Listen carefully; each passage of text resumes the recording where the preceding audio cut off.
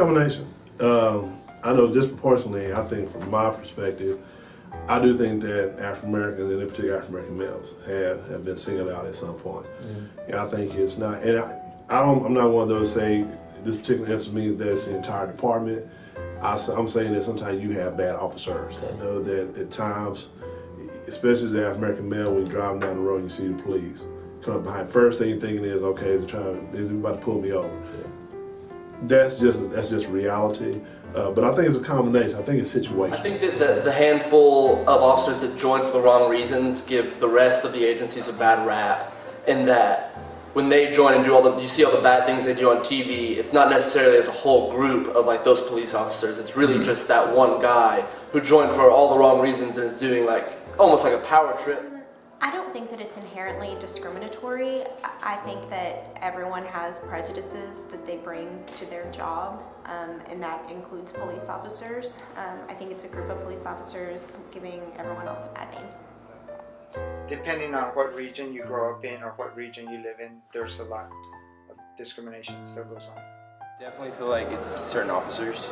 I don't feel like it's inherently discriminatory. I have experienced, some discriminatory behavior where in other instances I haven't from differing officers. So I would say it's definitely an individual sort of. I think it's set up to not be discriminatory, but I think maybe in theory, but in practice, I'm sure that some of that does enter into it. People have their different experiences. We're all human beings, and undoubtedly, inadvertently, some of that probably creeps into the day-to-day activities, and it may very well be a factor. I believe it's just between officers and where they were raised and how they were raised.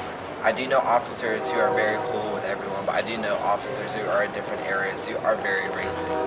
It just really depends on where you live and how you're raised.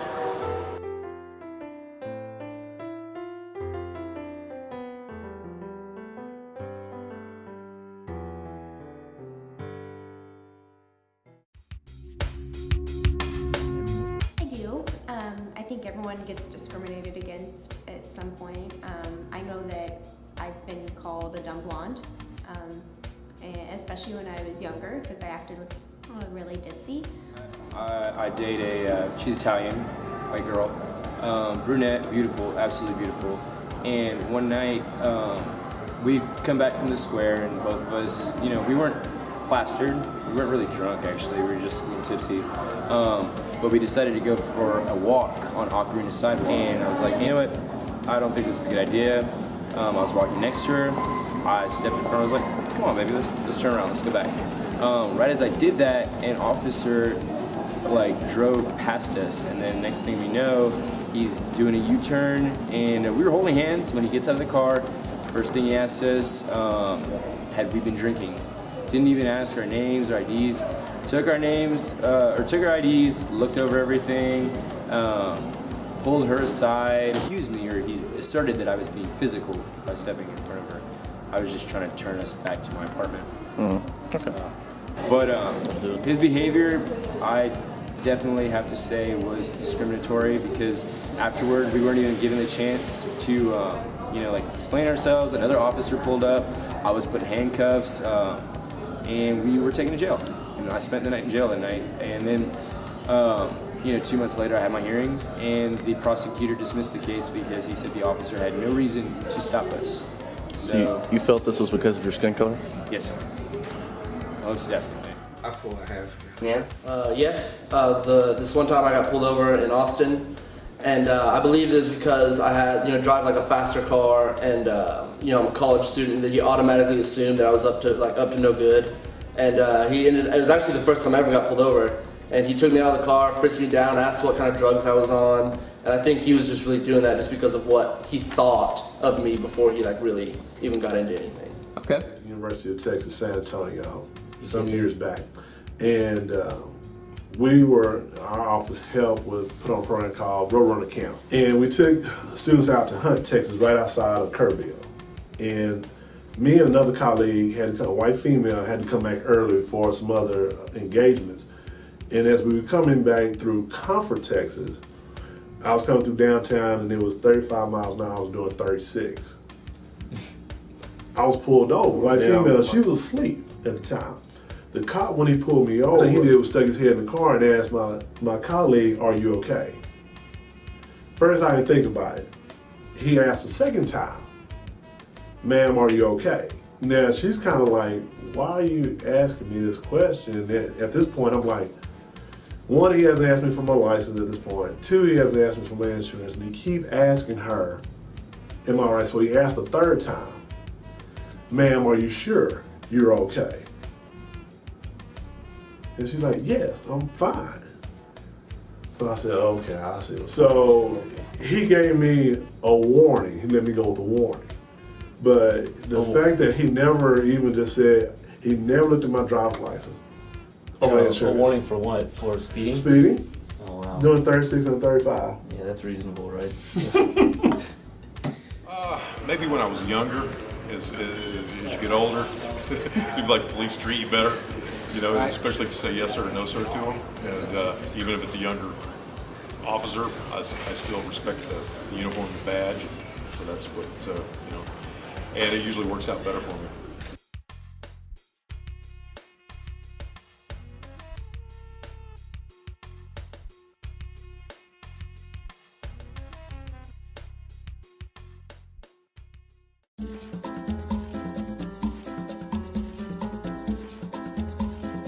Yeah, I think that if I made more money, they might be more inclined to like treat me less harshly, or maybe, you know, beat around the bush a little bit more, knowing that I have money and I could, you know, pay for a good lawyer maybe to fight whatever they're trying to do. Okay. I think I could be discriminated against if I make less money, but I think it would be lesser than if I made more money. I have definitely seen money cause less problems, just as I've seen money cause more problems.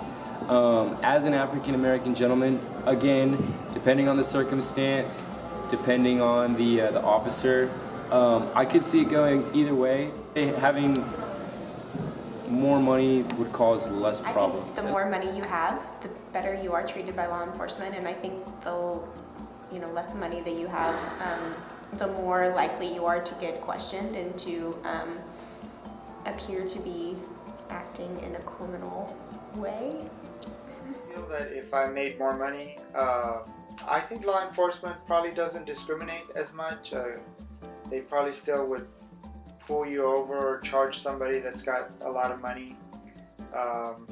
But I do feel once you get into the justice system, then the more money you have, the better off you are, because you can find the lawyers that are best represent you. I think money will go a long way in the justice system. Probably substantially less. You'd be treated a lot differently if you made a lot less. I think so. And I think it's their perception at times. And I think that you have to look at, I think the problem we run into at times is, one, let's say you have a nice vehicle. And sometimes that question becomes, well, are they doing very well in their job, or are they selling drugs? Yeah. Sometimes it comes into play. Yes, my wife and I have a nice car, but we also work very hard, and we have jobs that we bust our behinds for. I do think that a lot of times, based on, you know, kind of like your socioeconomic status, is kind of how you may be viewed by law enforcement, whether or not you may be a troublemaker. And so I do think making less would probably, for a law enforcement officer, want to treat you differently in a negative way. Yeah, you'd have If you made more money, you'd be treated differently by the law enforcement. No, I don't think so. What about if you made less money? Well, I think it would be the neighborhood, and then yeah, it'd be probably be different. You know, if I lived in a different neighborhood where it was lower income and more hoopla going into it. Maybe in court, you know, with an attorney and that sort of thing, but on the street, you know, depending on if you've been working in your yard or something, you make a trip down to the, you know, the store, you're dressed, you know, casually. They don't know how much money you have, so I think it's more your demeanor. How you talk about it. It's how you come off, and you know, just your appearance, and you know, there's certain things that you can, you know, exhibit through your appearance. I'm going to say, you know, tattoos, piercings, that sort of thing that might. Yeah, I do think that if you made more money, then you'd be discriminated less, because we hear about those stories all the time where athletes get the pass because they're athletes.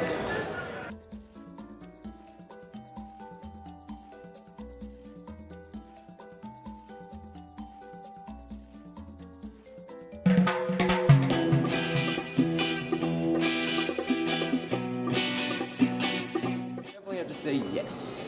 There have been certain instances where I've been, pushed by an African American male gentleman professor or administrator or something like that, kind of coddled or mentored in certain regards. Also, there are a plethora of scholarships for African Americans that just aren't offered to members of other races. Same thing goes for Hispanics. I mean, I do get special treatment. Better treatment because of the color of my skin, and I also think being a female too, I tend to get better treatment. I don't feel like when people look at me that they assume that I'm a criminal. Racial profiling might pick you out as somebody that gets a second look, but I think overall it's getting better. There's not as much discrimination as there used to be. Feel like you get any special treatment because of your skin color? No. But, do you feel like you get any worse treatment because of your skin color? No, I don't think so. I do think that skin color plays a role. In fact, I'll give you a perfect example.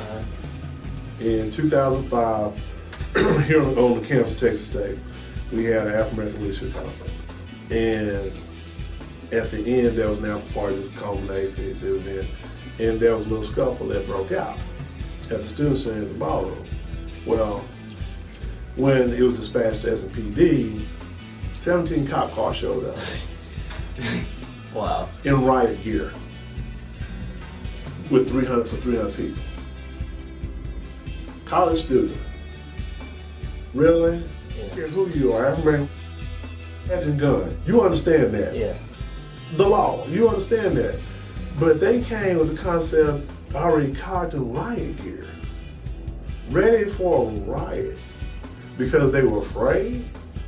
Because there's a bunch of African American students. So you think the skin color? Yeah, it played a big role. You think it feels like a white frat or something?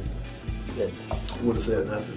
I don't know. That might have been a factor more in the past, but I think this day and age, it's we're having more social equality, and we've got a black president. A lot of blacks have risen up the ladder to prominent positions in our society. So I think that's becoming less of a factor. I do feel how people treat other people differently because of their race.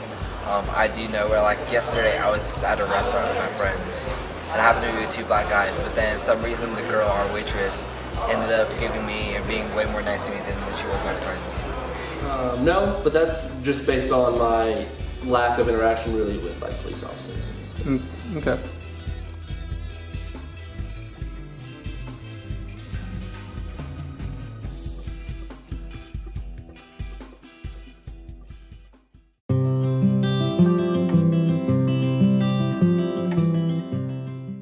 No, I don't. I think that there are areas that are more crime-ridden, and the police officers tend to congregate in those areas, and I think that that's perfectly fine. I think it's, again, kind of almost racial profiling. I think certain neighborhoods maybe that are predominantly Hispanic or predominantly black might get patrolled more, but I think on the other hand it's a good thing because there might be a record of more trouble in those neighborhoods, so they probably need to be patrolled more, so I don't see it as a bad thing. Yeah, more crime. Definitely just because of the crime rate in certain areas. Certain areas of town have more trouble than other areas, so why not put more officers there? I do. How so? Well, I think because it gives that perception of that they think that this is a problem area, and that's not always the case. That may be their perception. Now I can see if there's, for example, if there have been a lot of incidents in that particular area. Car break. Yeah. Car robberies. Without a doubt, yeah. Then I can appreciate that. I can. But if it's been an area that really hasn't had anything happen in quite a while, but yet it's being patrolled. Like just an ethnic neighborhood or something? Yeah.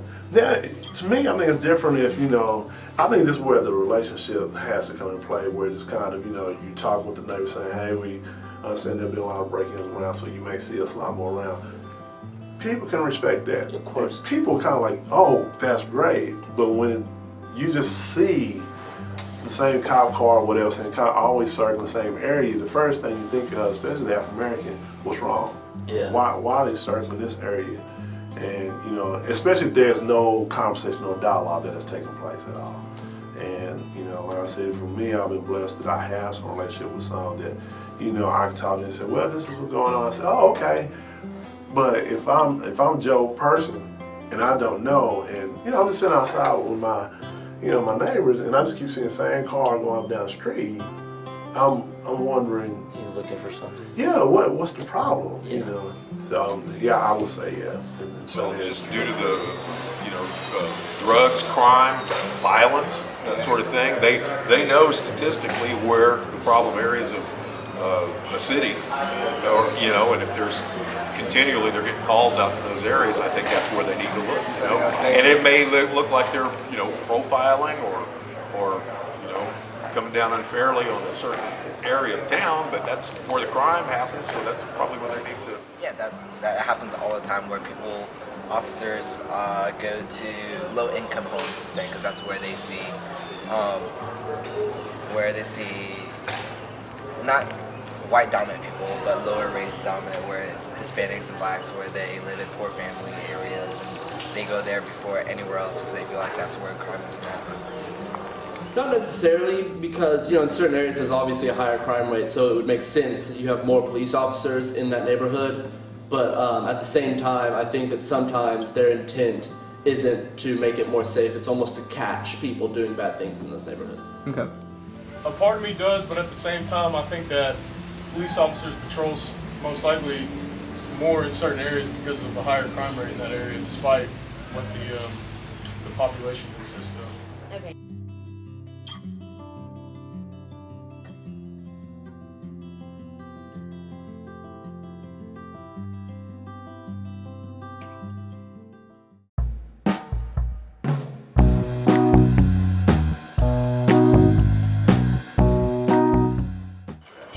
Race is very important. I feel like it needs to be equal because everyone should be treated how all of us should be treated.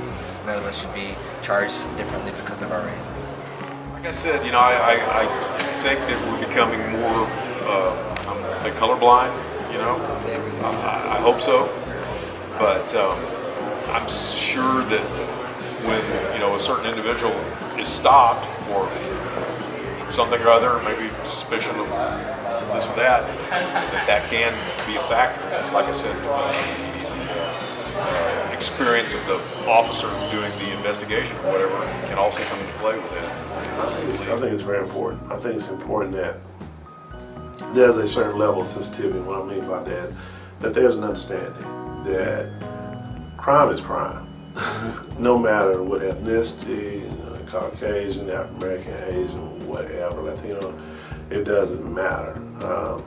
I think what's important as far as race is I think that there are not enough law enforcement officers, well, I say of color. African American, I don't know too many, in actuality, that are here in town that's proportionate to the population here in San Marcos. So that plays a role too, because a lot of times, let's say an African American officer may be able to go into an African American community, but again, it's just an officer, period, that's willing to talk to people, not act, but talk with people. Mm-hmm. So I think race plays a big part because it always has, and it will continue to for a long time. I agree. I would say it's not necessarily important, but it's definitely a factor. Like I've said already, there are certain officers that discriminate a little bit more on an individual basis based on race. However, there's two sides to that. African American officers or African American law enforcement, Hispanic law enforcement, and you know, maybe they're a little bit less hard on a member of their same race versus maybe they're a little bit harder on a Caucasian, you know, or maybe they're harder on African. It's like, man, I was right where you were, so I'm gonna really punish you. I've been in the same situation. It goes both ways. I think for a majority of police officers, race doesn't really come into play. You know, I think that they go out there and they do their job. You know, if they see someone breaking the law, they're gonna do what they need to do, and you know, hopefully follow the rules that they need to follow. I think it's important. I think they're very aware of it. Policemen are. They need to be able to understand the culture, maybe, and also understand the language. Here in Houston, they have a lot of Hispanic people that don't speak English, so the officers need to be able to actually know some words to be able to tell them to stop or, you know, behave or whatever. It really matters. I think it's very important because people see the police as a representation of society, and whether it be a white officer patrolling in a black neighborhood or vice versa, there has to be some sort of connection between that community and the police that represent them.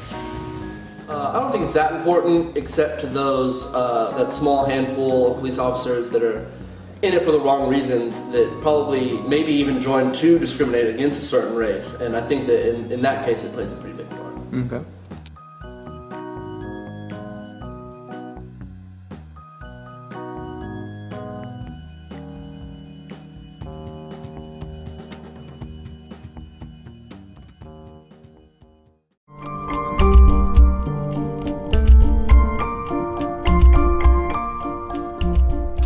Sure. If we went that angle, I would definitely say it's disproportionately, you have more African American males in jail than in college, which is very unfortunate. Yeah. It's very unfortunate, you know, because I think the best avenue for someone to be successful is opportunity, and a way to get opportunity is an education. And if we have so many that are in jail, that also means that there are a lot of families that are impacted. You know, a lot of sons, daughters. Dad is now in jail. You know, wife is having to do all the work because single family household. Yeah. Most definitely. I think that plays a big part. But it also says something too. What are we doing to educate African Americans, even in those areas where that also speaks about resources. Do they have the same resources that they need as far as the school is concerned to make it equitable to, say, their counterparts?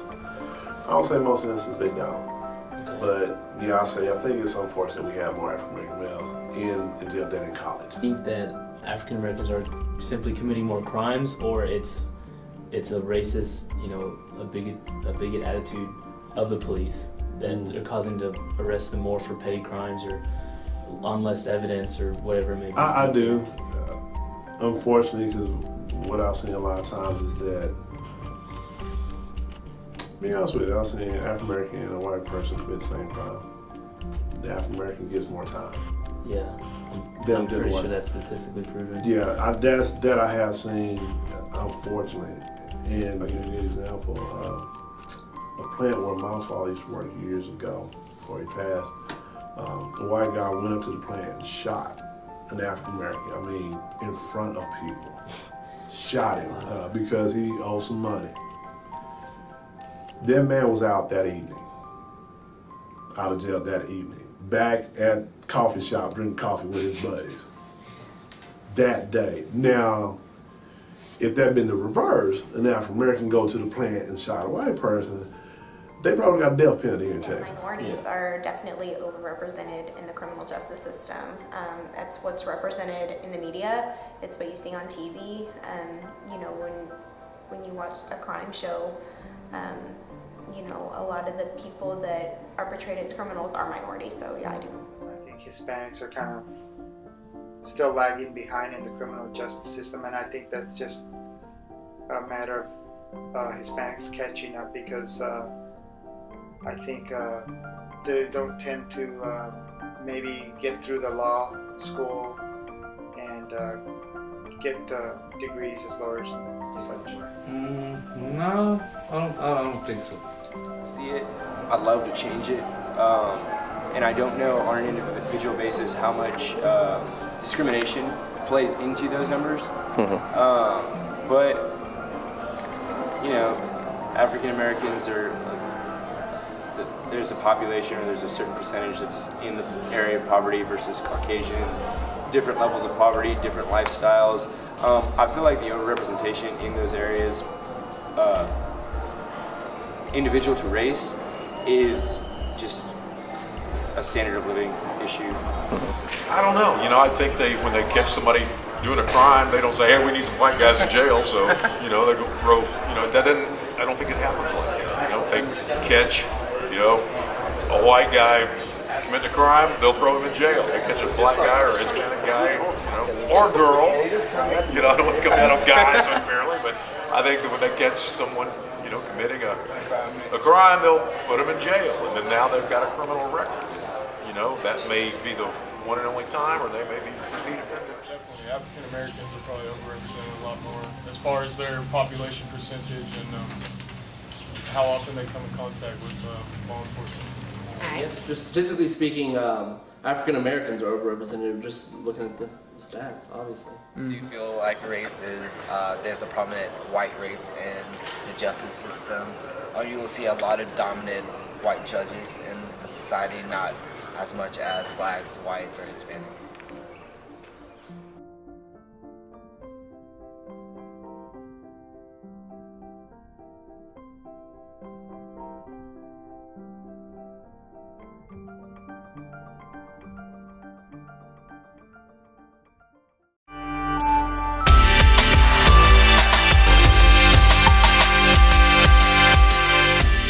We're all a little bit different, you know, but I think, you know, the environment plays a large part. I have a young son now, and I'm more tuned in to what his experiences are and how, you know, negative experiences could influence him as he develops, you know, in later life. So I think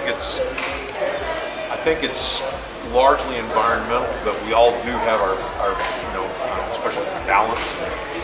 That sort of thing from birth too. I think that's you know, I'd like to say we're all created equal, but you know, some people are good in math, some people are good in sports. You know, I mean, that's just a fact of it. You know? So I think that with the environment layered on top of it, that's the individual that you get. I think society plays a big part in it. The way that things are set up For example, I think for me, where I was raised, all the African Americans lived on the other side of the tracks. Yeah. That's how it was. We knew all the whites lived on the west side. As a kid, didn't think nothing of it until you got older and you kind of like, why is there a defining part of it was because of segregation at the time. I came along, I was born when segregation was still in place. I can understand that. I just think that it's taking a lot of time to try to break that down. Because there is that lack of understanding or unwillingness, put it that way. There are some people who will be more than happy, they want to learn, they want to know. And then there are a lot who don't want to. They just don't care to. I get that, I understand that. I can respect you telling me that up front, then, you know, you kind of just go around my back and stuff. Yeah. I can respect that, but I think society does play a big part. I think race is a biological thing because when you're born, you can naturally tell who's different and who's not. Society does have a say in, you know, and blacks and whites or whatever. But at the end of the day, you know, you can tell who's Asian, or if you can say, you're white, I'm black. You can just tell by. I think it's socially constructed for sure. Just because if it weren't for all the discrimination and all the bad things that each race has done to each other for however many years, that I think that race would not be near as big of a deal as it is now without all those, you know, those negative things. I'd say socially constructed.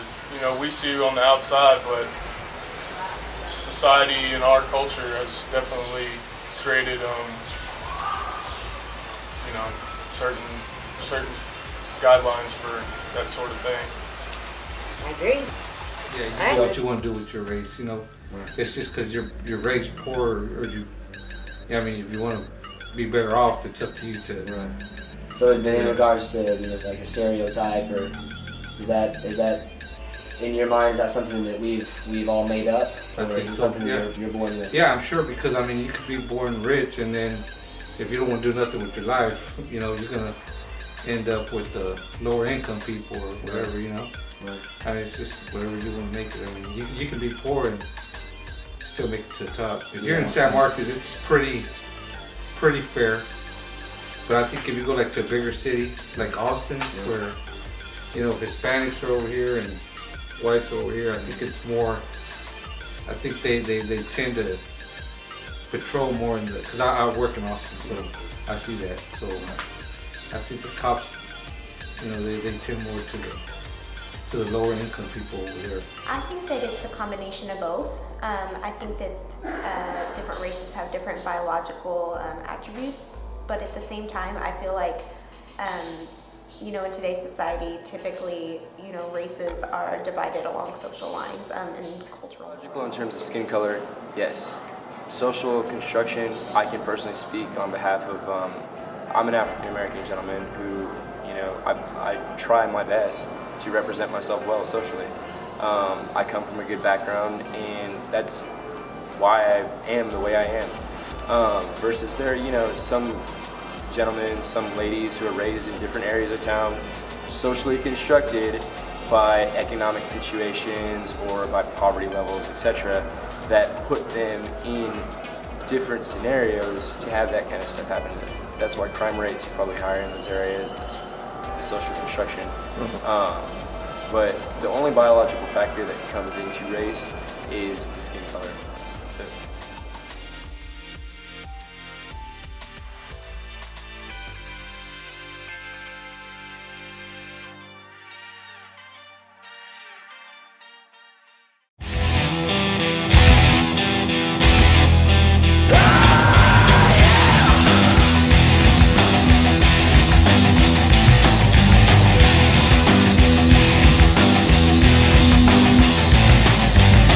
When I'm lonely, she gets to me. Love the feeling when she's